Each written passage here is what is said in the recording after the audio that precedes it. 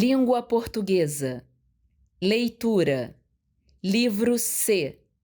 Lição 7, aula 2. Olá, pessoal! Bem-vindos de volta. Que legal conhecer novas pessoas, novas coisas, novos lugares, não é verdade? Até conhecer as mesmas coisas com nomes diferentes é legal. Vocês sabiam que macaxeira, aipim e mandioca são a mesma coisa? E mexerica e tangerina? Nosso país é tão grande que temos essas diferenças em determinadas regiões. E isso só enriquece o nosso vocabulário. Por falar em coisas diferentes, hoje vamos falar de um animal um tanto exótico.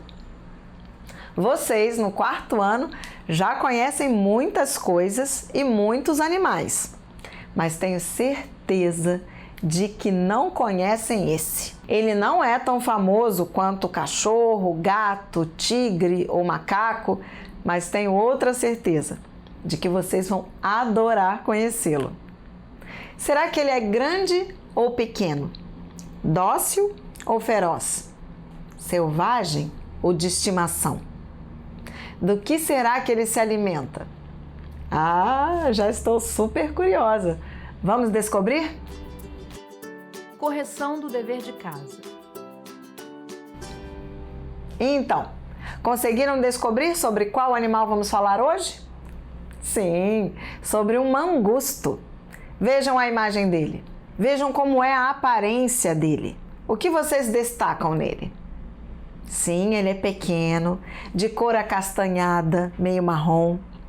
Falamos disso na aula passada, não foi? Ele tem também patas curtinhas, mas vejam que longa a cauda dele. Qual é o objetivo dessa imagem ali no texto? Ela está lá para visualizarmos um mangusto. Só pelas definições que vimos na aula passada, nós já conseguiríamos fazer uma imagem mental dele. Mas com a imagem no livro, fica bem mais fácil e bem mais real. E o título desse texto, qual é? Rikki-tikki-tavi.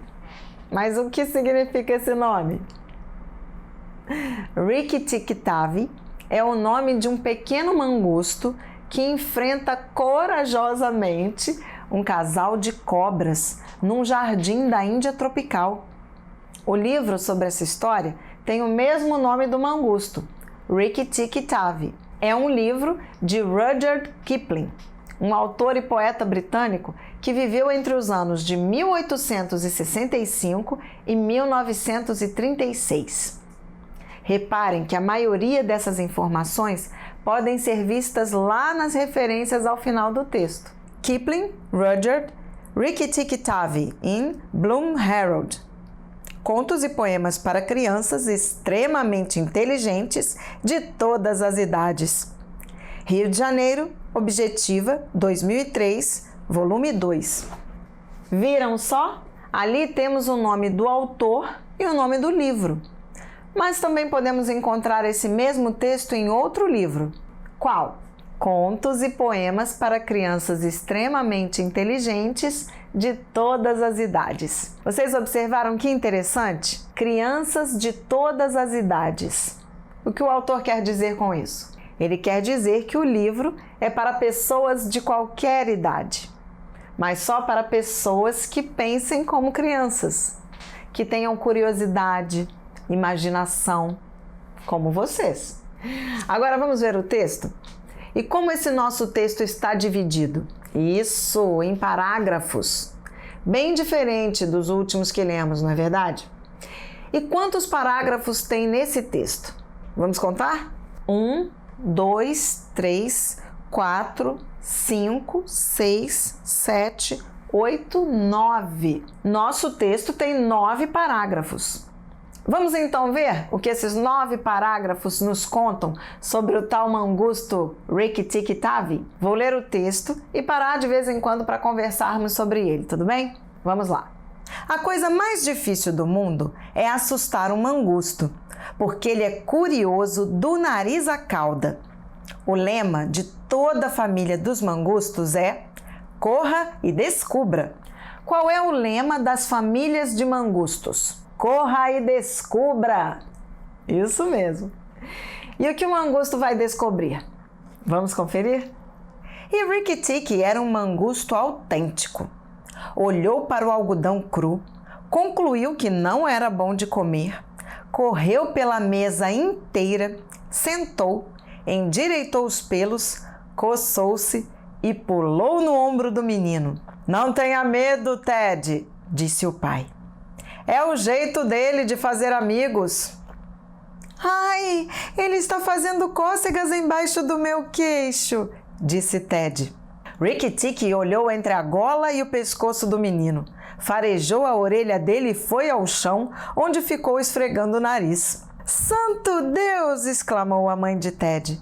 E esta é uma criatura selvagem. Acho que está assim manso porque fomos bondosos com ele. Todos os mangustos são assim, disse o marido. Se o Ted não pegar pela cauda ou tentar colocá-lo numa jaula, ele correrá para dentro e para fora da casa o dia inteiro. Vamos dar de comer para ele. Deram-lhe um pedacinho de carne crua. Rikki-Tikki gostou imensamente e, quando terminou de comer, foi à varanda, sentou-se ao sol e inchou a cauda para os pelos secarem até a raiz. Depois se sentiu melhor. Há mais coisas para descobrir nesta casa, disse a si mesmo, do que toda a minha família descobriria a vida inteira. Sem dúvida, vou ficar para descobrir. Passou o dia inteiro perambulando pela casa. Quase se afogou nas banheiras, enfiou o nariz no vidro de tinta em cima de uma escrivaninha e se queimou na extremidade do charuto do homem grande, porque subiu no colo do homem grande para ver como é que era escrever. Ao anoitecer, entrou no quarto de Ted para observar como os lampiões de querosene eram acesos. E quando Ted foi para a cama, Rikki-Tikki também foi. Que característica podemos dar ao mangusto até agora? Bem curioso. Sim, ele parece bastante curioso mesmo. E o que será que ele vai fazer agora? Será que ele vai explorar a casa? Será que vai tentar descobrir o que tem em cada cantinho dela? Vamos conferir. Então, o que o mangusto fez? Sim, ficou andando sem destino pela casa, perceberam? Onde no texto nos diz isso? Passou o dia inteiro perambulando pela casa. Perambular significa exatamente isso, andar sem destino, vagar. E ele aprontou algumas pela casa. O que foi que ele fez? Quase se afogou nas banheiras, enfiou o nariz no vidro de tinta, se queimou na ponta do charuto. Puxa, parece que ele explorou mesmo a casa, não é? Agora que já lemos e entendemos o texto, vamos ver o sentido dele. Sobre o que é esse texto? Sobre o mangusto que parece ter encontrado uma família e agora está descobrindo tudo na nova casa. E ele parece ter gostado da casa? Gostou sim. Onde no texto encontramos essa informação? No parágrafo 8, vejam só. Há mais coisas para descobrir nesta casa, disse a si mesmo, do que toda a minha família descobriria a vida inteira. Sem dúvida, vou ficar para descobrir. Sem dúvidas, ele gostou de estar ali. Mas quem é ele? O mangusto. Ele é o personagem principal da história? Sim, ele é. E vejam só no comecinho do texto, ainda no primeiro parágrafo. A coisa mais difícil do mundo é assustar um mangusto, porque ele é curioso do nariz à cauda. E Rikki-Tikki era um mangusto autêntico. O que significa ele ser um mangusto autêntico? Autêntico significa real, verdadeiro, legítimo. Ou seja, aquele ali apresentava características de um mangusto verdadeiro. Vimos que o mangusto é o personagem principal do texto. Mas temos outros? Sim, temos outros personagens. E quais são esses outros personagens? O Ted. E quem é Ted? O autor não nos diz com todas as letras quem é Ted, mas nos dá algumas pistas.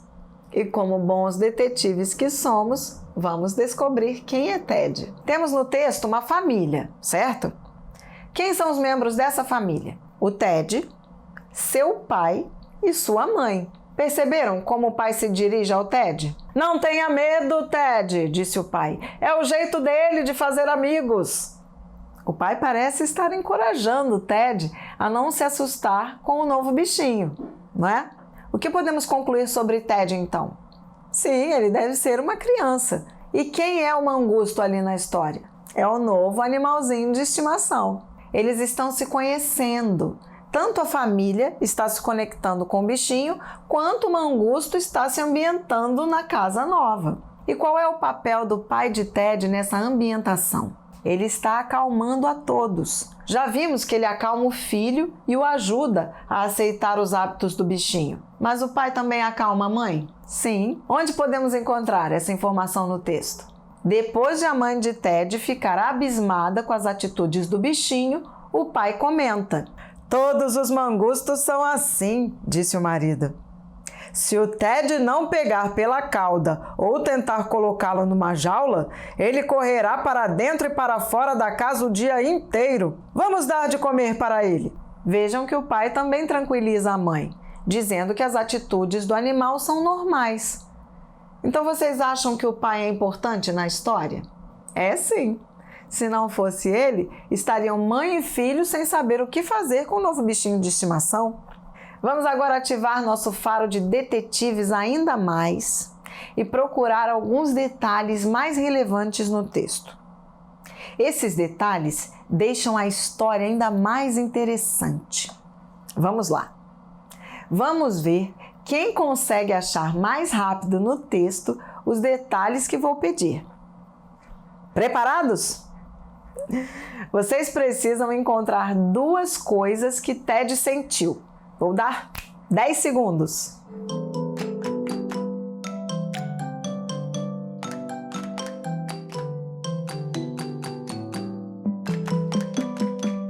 Me falem assim que encontrarem. Medo? Cócegas. Uau, vocês foram rápidos, rapazes. Vamos lá conferir.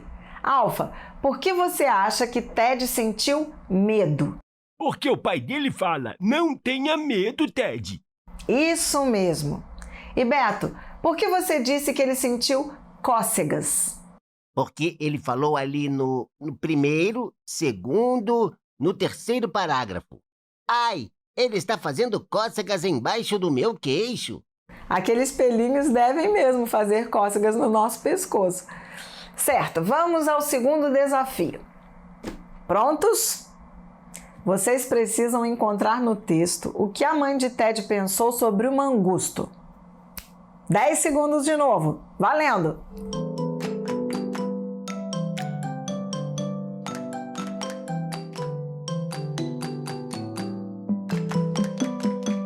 Ela pensou que o mangusto era um animal selvagem. Sim, Alfa. E onde você encontrou isso no texto? Tá ali no 5º parágrafo. Deixa eu ler então. "Santo Deus!" exclamou a mãe de Ted. "E esta é uma criatura selvagem? Acho que está assim manso porque fomos bondosos com ele." Ela ficou espantada e perguntou: "E esta é uma criatura selvagem?" "Isso mesmo." Então podemos entender que o mangusto é considerado um animal de estimação? Não, ele é considerado um animal selvagem. Muito bem. Agora que já vimos muitos detalhes do texto, vamos conferir as respostas de vocês no exercício número 2. Abram os cadernos e os livros. Ficha da personagem. Vamos falar da personagem principal da história. Quem é? O mangusto. Isso mesmo, Alfa. O mangusto Rikki-Tikki-Tavi. Qual o lema dele? Corra e descubra. Exato, Beto. E será que o mangusto segue realmente o seu lema? Vamos falar sobre isso mais tarde na aula de hoje. Conseguimos identificar algumas características físicas desse animal no texto. Características físicas. O que vocês destacaram?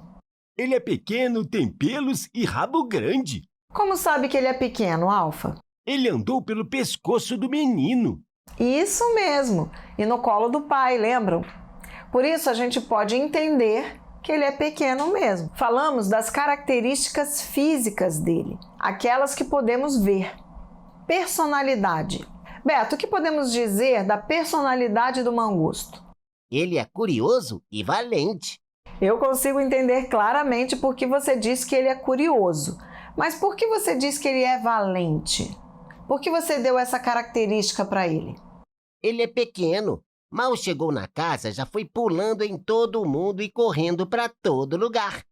Imagina se a família tem um cachorro e come ele. Ah, entendi. Então você quis dizer que ele é valente porque mesmo sem saber o que havia na casa, ele saiu explorando tudo. Por falar em explorar, além de curioso, ele é um explorador, não é? Ele não ficou só na curiosidade. Ele correu a casa toda, explorando os cantinhos dela e das pessoas que moravam nela. Qualidades. E todas essas características que falamos dele podem ser consideradas qualidades? Sim, são qualidades. Então vamos listar quais qualidades demos ao mangusto? Qualidades do mangusto: curioso, valente. Viram que as características boas da personalidade dele são também suas qualidades? Então, as nossas qualidades são as nossas características positivas. E do que o mangusto se alimenta? O que gosta de comer? Ou melhor, o que ele gosta de comer?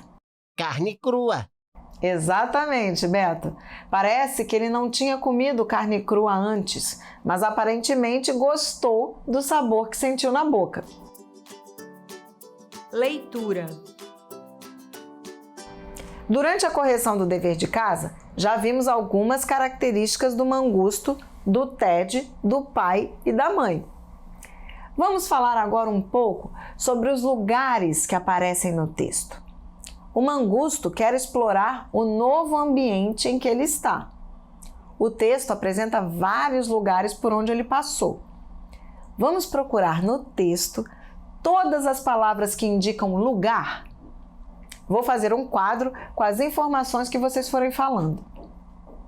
Pela mesa inteira, no ombro do menino, embaixo do meu queixo, ao chão, para dentro e para fora de casa, à varanda, nesta casa, nas banheiras, em cima de uma escrivaninha, na extremidade do charuto, no colo, no quarto, para a cama.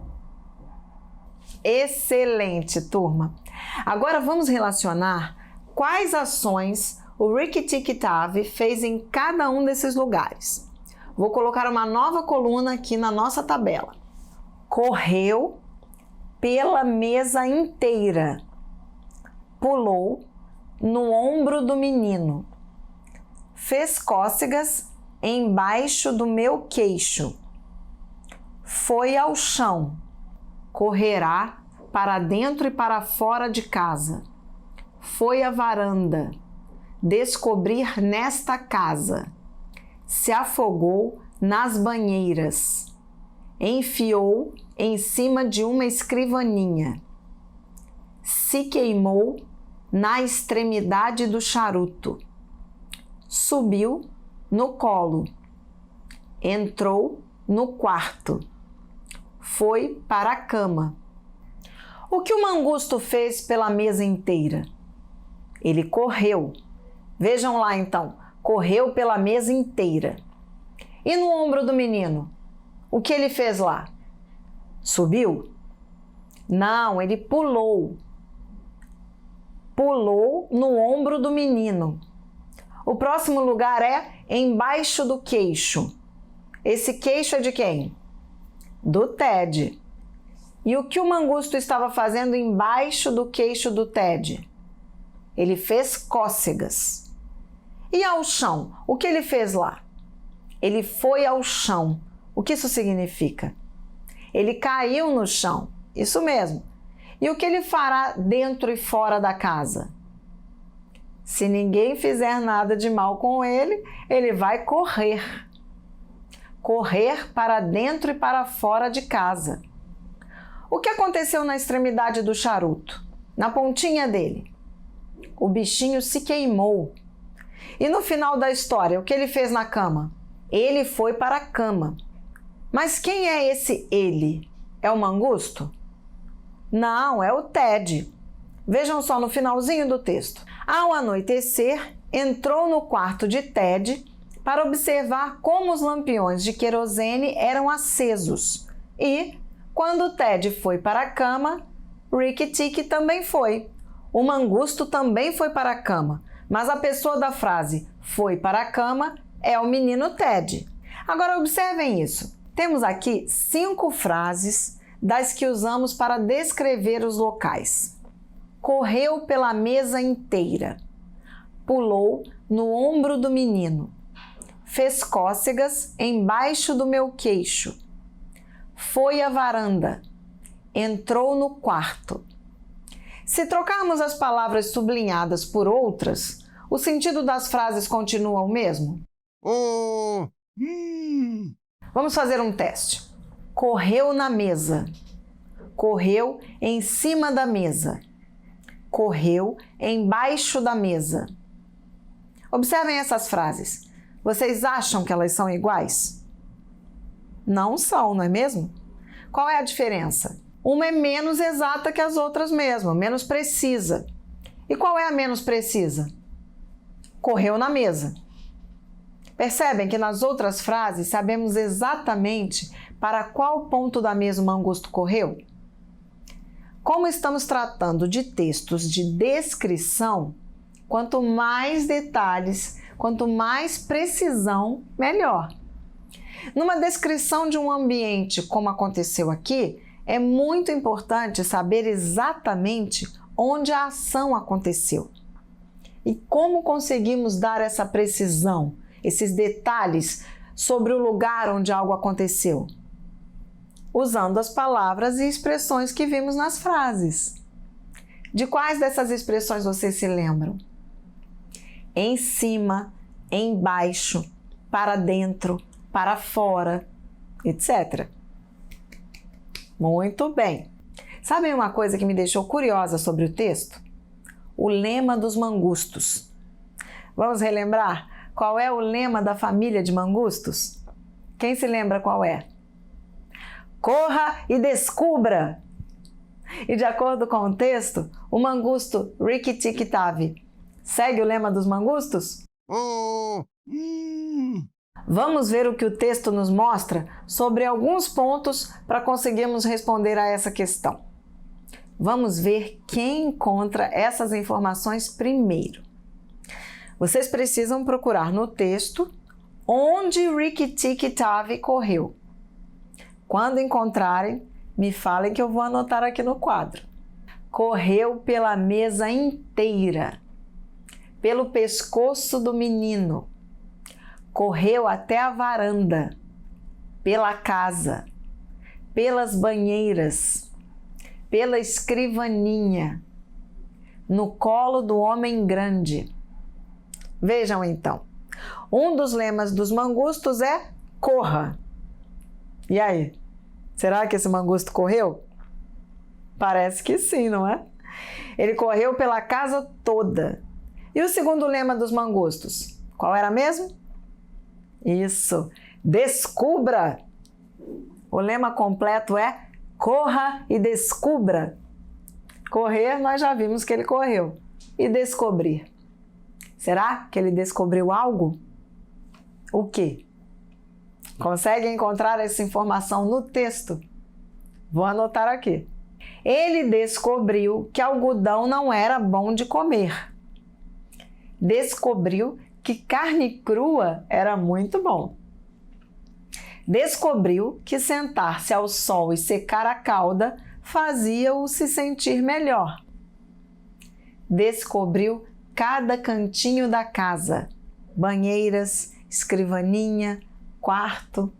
Vocês estão observando como o autor dá muitos detalhes no encontro do mangusto Rikki-Tikki-Tavi com a família de Ted? Ao pé da letra, página 82, exercício 6. Bicho de 7 cabeças. O que é um bicho de 7 cabeças? Usamos essa expressão quando queremos falar de alguma situação que é uma tarefa difícil. Essa expressão veio da mitologia grega, mais especificamente na história da Hidra. Diz a lenda que a Hidra era um monstro de 7 cabeças. Ao tentarem cortar suas cabeças, elas cresciam de novo. Isso fazia com que matar a Hidra se tornasse uma tarefa muito difícil. Daí nasceu essa expressão, bicho de 7 cabeças. Alguma coisa complicada. Você resolve uma e lá vem outra complicação. Balaio de gatos. O que seria um balaio de gatos? Um balaio é um cesto grande, feito principalmente de palha. Ele é usado, dentre outras coisas, como cama de gatos. Essa expressão balaio de gatos é usada quando queremos dizer que algum lugar é muito bagunçado, desorganizado. Conhecem algum lugar assim? Fluência de leitura.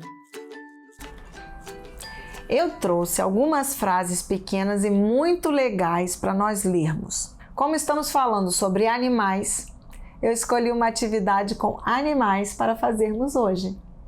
São trava-línguas. Como vocês sabem, o desafio dos trava-línguas é falar bem rapidinho, sem enrolar a língua. Não pode errar. Será que vamos conseguir? Para isso, precisamos praticar. O que faz um trava-língua ser difícil de pronunciar? Ele sempre tem alguns sons que se repetem e isso pode dar um nó na nossa língua. Mas vamos ver a primeira frase para praticarmos o ritmo e a entonação que usamos nesse tipo de texto. Vou ler para vocês. Acompanhem. 3 pratos de trigo para 3 tigres tristes. Perceberam como eu falei rapidinho? É assim que funcionam os trava-línguas. Não vale falar devagar assim. 3 pratos de trigo para 3 tigres tristes. Tem que ser bem rápido para a língua quase enrolar mesmo. Quem ia dar pratos de trigo para os tigres? Ainda mais por eles estarem tristes. Isso não importa nos trava-línguas. O importante é mesmo falar rapidinho. Vamos tentar mais uma vez? 3 pratos de trigo para 3 tigres tristes. E aí? Conseguiram? Foi difícil? Vamos tentar outro? Primeiro vou ler devagar, depois bem rapidinho. Vejam só a diferença. Olha o sapo dentro do saco, o saco com o sapo dentro, o sapo batendo papo e o papo do sapo soltando vento. Viram que lendo devagar não fica tão difícil? Agora eu vou ler rápido. Vejam a diferença. Olha o sapo dentro do saco, o saco com o sapo dentro, o sapo batendo papo e o papo do sapo soltando vento. Perceberam a diferença? Fica bem mais difícil quando lemos rápido. Para conseguirmos ler com essa rapidez, sem enrolar a língua, precisamos praticar. Resumo da aula. Na aula de hoje, vimos alguns detalhes de um texto narrativo descritivo. Vimos como os detalhes fazem toda a diferença em uma descrição e que quanto mais detalhes, mais recheadas as histórias ficam. Aprendemos as palavras que usamos para indicar o lugar, a posição. Destacamos o personagem principal da história e vimos algumas de suas características, assim como o lema de sua família. Depois, lemos alguns trava-línguas e percebemos que a velocidade com que lemos essas frases faz toda a diferença. Dever de casa. Dever de casa. Página 81, exercício 1. Página 82, exercício 5. Nos vemos na próxima aula. Até lá!